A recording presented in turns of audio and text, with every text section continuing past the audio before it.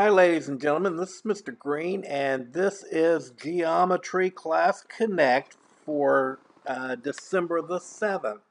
I am in a tutoring session today, or not tutoring, I'm testing session today, in which I am not going to be able to uh, get out of in time to make to the Class Connect. So we're going to do this via me sending you this recording so that you can have it, so that you can watch it and get the work that you need to have. Now, most of you are not going to be at this testing, so there is no reduction in assignments this week. You just need to check and make certain you know what you're going to be doing. When I look at the work for this week, what I'm seeing is that we're looking at this a little bit on circumference right here, and then we're going to be going over the Pythagorean theorem, and then we're going to look at the special right triangles and start some work on that. So that's what I'm going to be talking about during this recording here. So what we're looking at as far as an objective is concerned, we're going to apply patterns from right triangles to solve some special right triangle situations. And we're going to use the Pythagorean theorem as a part of what we're going to do today. So I want to make certain I get those things out there. But before we get to those things, I want to look at the perimeter or circumference of a circle. Circumference is that distance around the outside. It is a distance, okay? So it's measured in the same way that you would measure with a ruler. It's not square inches or anything like that. It's just inches. It's not millimeters, square millimeters. It's millimeters, okay? Now, one of the tricks of dealing with circumference and also with area is treat pi as if it were a variable. Don't try to plug some number in for pi until you're told to do so, okay? Don't do it at the very beginning. Your best bet is to treat it just like it's a variable till you get to the very end, and then at the very end you can then plug whatever value they want you to use for pi into it. It really makes it much easier to work the problems a lot of times, okay? So, R is always going to be the radius. It's 1/2 of the diameter, okay? A lot of people get confused about that. I don't know why, but it's half the diameter. So if we're looking at a circle like this big blue circle over here, if this one has a radius of 10, that means from the center out to the outside is 10 going that way. 10, that was the 0, yes, okay? My circumference is going to be equal to 2 times 10 times pi. So 2 times 10 is 20, so that would be 20 pi. I don't know why I didn't get that in there correctly, but it's supposed to be 20 pi. This is the most accurate way to write that circumference, 20 pi. Why? Because if you said, well, pi is 3.14, you rounded it off. You chopped it off there after 2 decimal places. You were only giving me 2 decimals of accuracy. If I needed 5, I would have been missing some information there. I wouldn't have been as accurate as I could be. The point is, if I leave it as pi, then whoever is using that information can use it however deeply they need to, and they can figure it out as to what they need. Okay? So let's go on here. This one, I've got a diameter of 16. Well, that means I've got a radius of 8. That's why we're going to use 8, because we're going to take half of that diameter. And my radius is going to be from the center to the outside is 8. It's half of that diameter. And so I take 2 times 8 and I get 16 pi. I'm leaving my answer in terms of pi. I'm leaving pi as if it were a variable there. Okay? Going forward, to find the area, it's pi r squared. So it's the same thing, except I'm going to multiply it times r times itself instead of multiplying times 2. Okay? Again, treat pi as if it's a variable until you're told to do something else. Radius is half of that diameter. So if I've got a radius that is 10 units here from the center to the outside, 10 units. My area is going to be 10 times 10, which is equal to 100. So it's going to be 100 pi. That's the most accurate answer I can give. Even if I stick 3.14 in there, that's rounded. So don't use it unless you're told to use it, okay? Treat pi as if it's a variable and just give the answer with that variable in it, okay? Going on, if I have a diameter of 16, that means my radius is 8. You guys are catching on quickly. 8. The reason you use 8 is because that's half of 16. And so I'm going to take 8 times 8, and that's 64. So my answer is going to be 64 pi. Once again, most accurate answer I can give. Okay? Now, one of the things that they like to do in geometry is they start talking about sections. Okay? A section is a part of a circle. So instead of the whole circle, it's one piece of the pie. It's one slice of the apple pie, one slice of the pizza. Okay? And the way you do that is you measure this section in degrees. So it might be some number of degrees. D-E-G-R-E-S. So it's some degree measurement.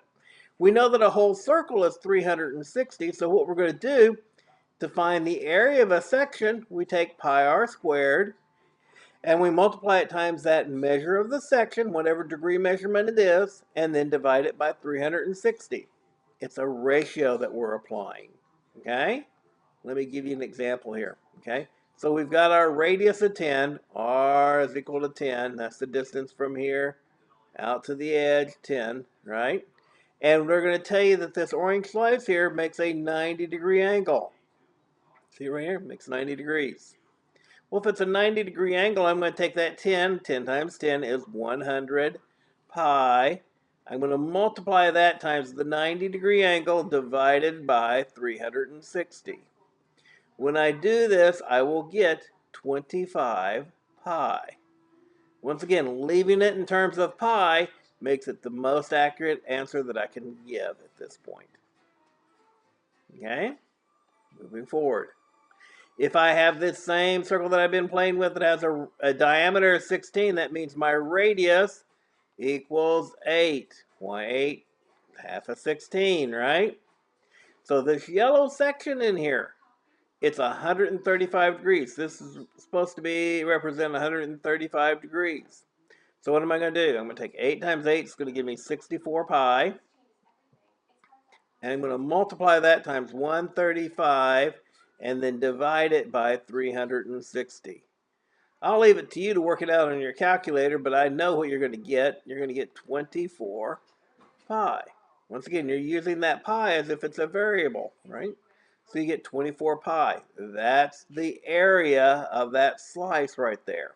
So let's say you had a pizza here and you actually took 2 slices of pizza and it was 135 degrees.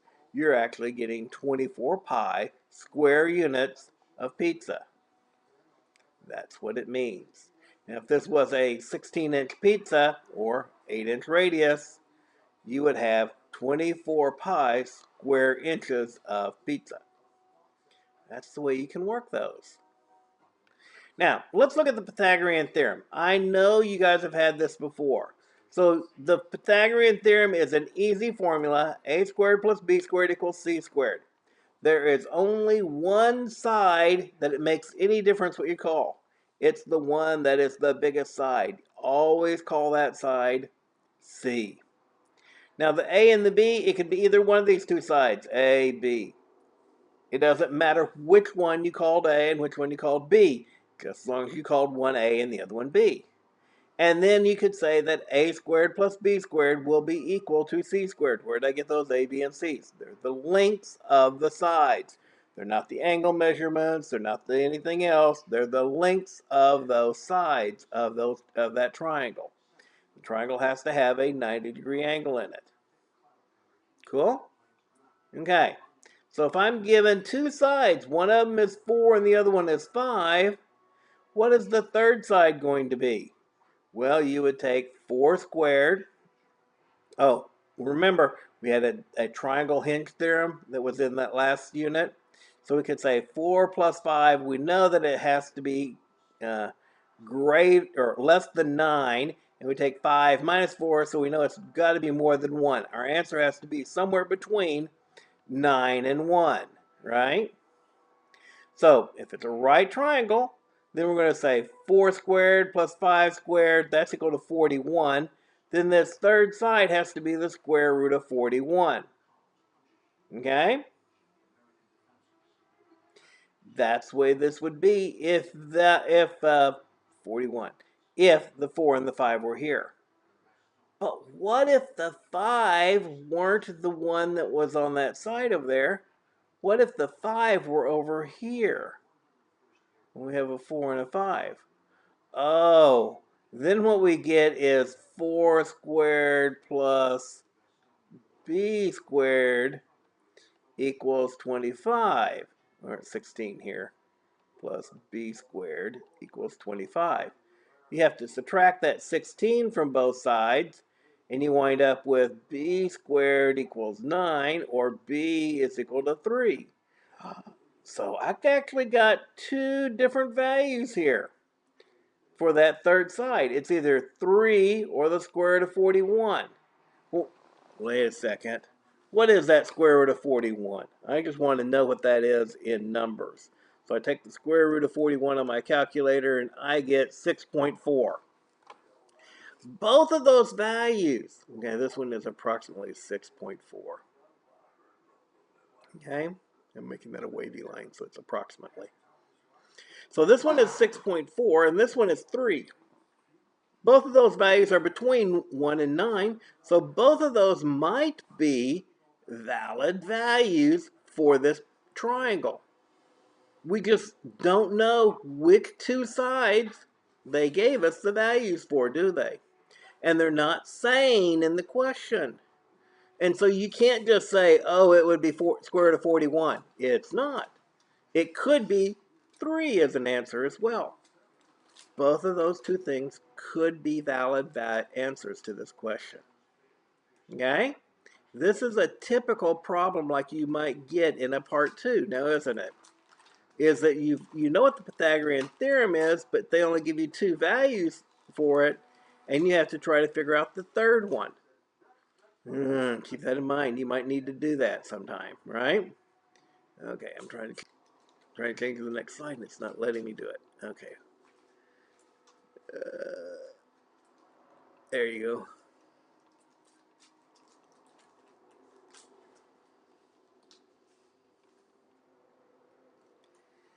All right.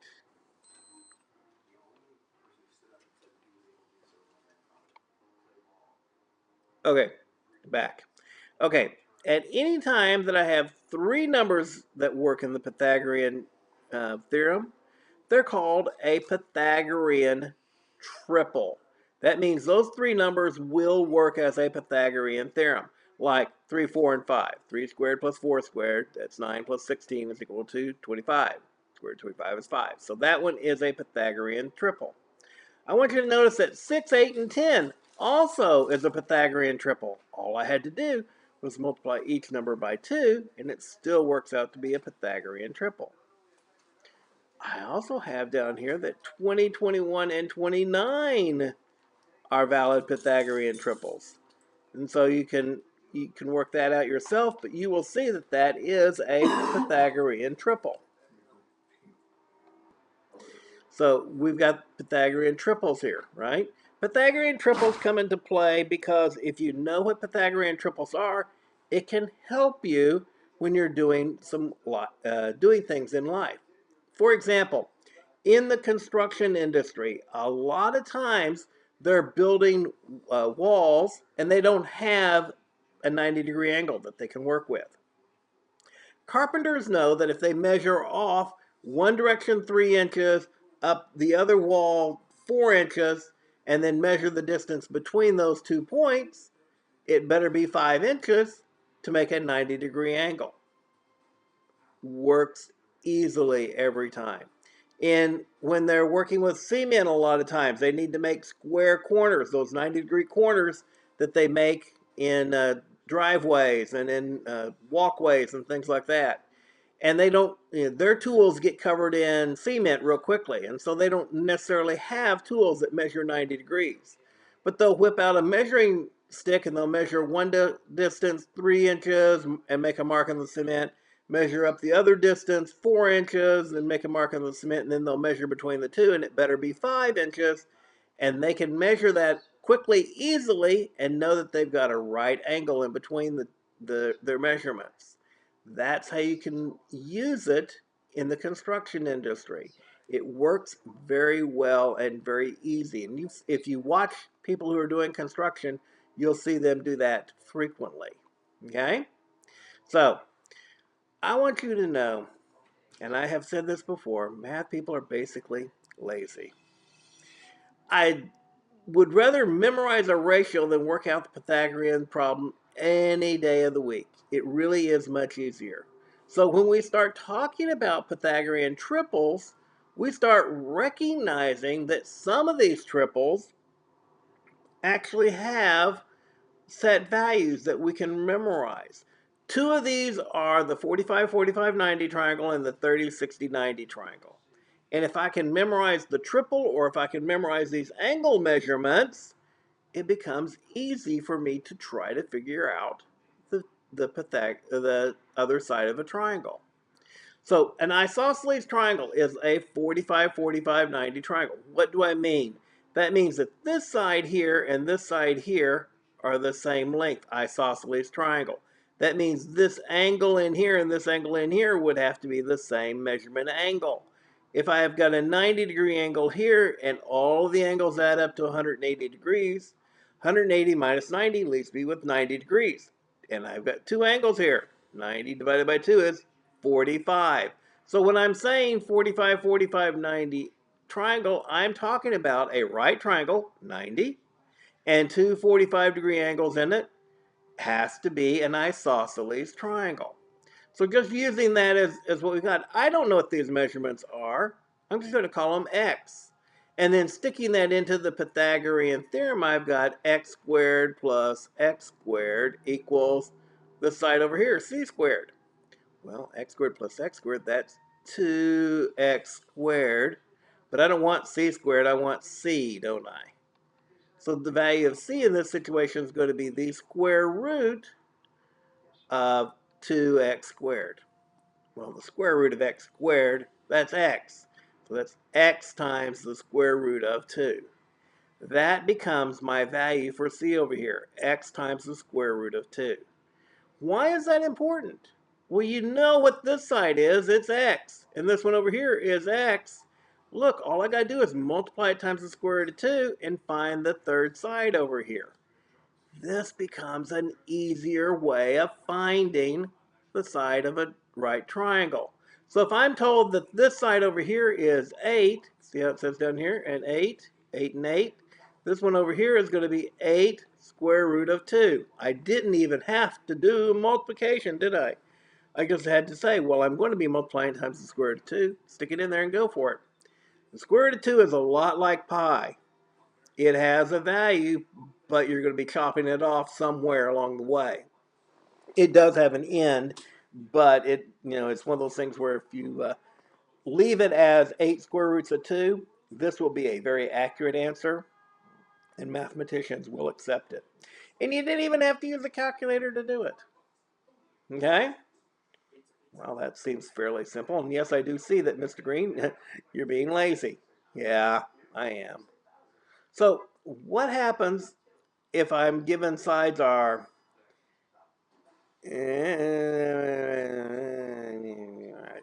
okay, all it's saying there is, what if this side over here is 8?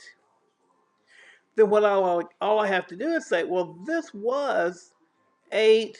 This one over here would be 8 divided by the square root of 2. Why? Because this 8 equals x times the square root of 2 divided by the square root of 2 here. And I get what x is. That'd be this side over here, 8 over the square root of 2. And mathematicians don't like to leave a square root of 2 in the denominator. So if I've got 8 over the square root of 2, it's called rationalizing it, I'm going to multiply it times 1, which is square root of 2 over the square root of 2. That's the same thing. Now, 2 times square root of 2 times square root of 2 is 2. 8 times the square root of 2 is 8 square roots of 2. But 2 goes into 8. That's going to give me that 4. That's where the 4 comes from. It reduces down to 4 square roots of 2. That's how come I wound up with sides of 4 square roots of 2, 4 square roots of 2, and 8. Can you see how I did that? I hope so. Okay? Now, the other triangle I talked about was the 30, 60, 90 triangle. In a 30, 60, 90 triangle, it doesn't matter what you do. When you measure the smallest side down here, no matter what measurement you get, this longest side over here is going to be 2 times x. It's going to be twice as long. That's one of the features of a 30, 60, 90 triangle. Well, if I know two sides of a triangle, I can figure out the third side, can't I? So I've got x squared plus, I don't know what this one is, we'll call it a. A squared is equal to 2x, quantity, squared. Well, this is x squared plus a squared equals 4x squared. And subtract that x squared from both sides.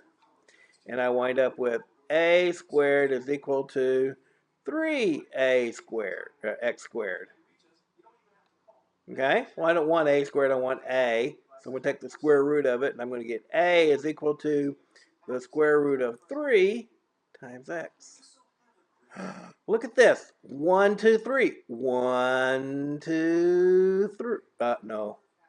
1, 3. 1, 2, 3. But it's not 3. It's the square root of 3. So 1, 2, square root of 3. And that's all you got to know. It's x, x, and x. That's how we can figure out 30, 60, 90 triangles. Very quickly, very easily, without much fuss. Okay? So this one, my small side is 4. This side over here, 8. It's 2 times bigger. This side over here is 4 square roots of 3. I didn't even have to break out a calculator to figure these things out. And it just fell into lap what these values were. Really easy. Okay?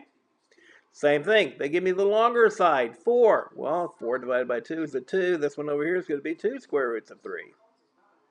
Because remember, this is the small side. It's x. So x, this one's 2x. This is divided by 2. I can do that in my head. And then 2 times the square root of 3 would give me that third side. Much easier than using the Pythagorean theorem to get there, isn't it? And if they've already worked it out for me, I really don't have to worry about it too much. This one, they gave me the hardest side. So that 4 is equal to x times the square root of 3. So I got to divide by the square root of 3, and I get 4 over the square root of 3 is equal to x. Sorry about that. Once again, I'm going to multiply times square root of 3 over square root of 3, and I'm going to get 4 square roots of 3 divided by 3.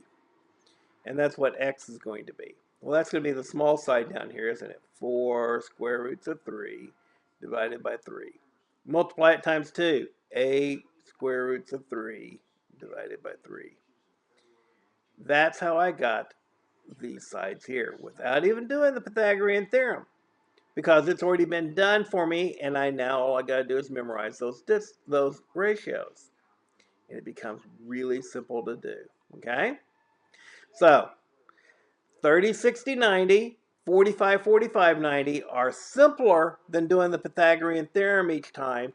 Will save you time, and it's a much easier way of solving some Pythagorean problems, okay?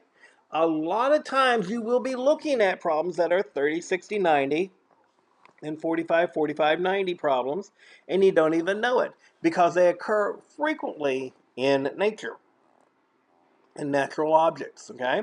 A lot of word problems have those in it. So that's the way it goes. Now you guys know how I typically do my class connects. I typically ask you, how's your windshield today? I know that since I'm not in Class Connect, you probably had some questions. Don't forget that tomorrow at 3 o'clock, I should have my geometry tutoring time, and I'm there. I'm going to try to be there by that time. and I would love to try to answer any questions you might have. Okay? If I don't show up in the tutoring time, it's because I was still busy giving tests. So we'll have to worry about that tomorrow afternoon.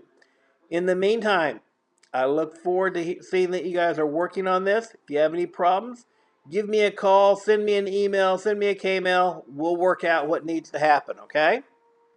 Okay, well, I'll talk to you next time.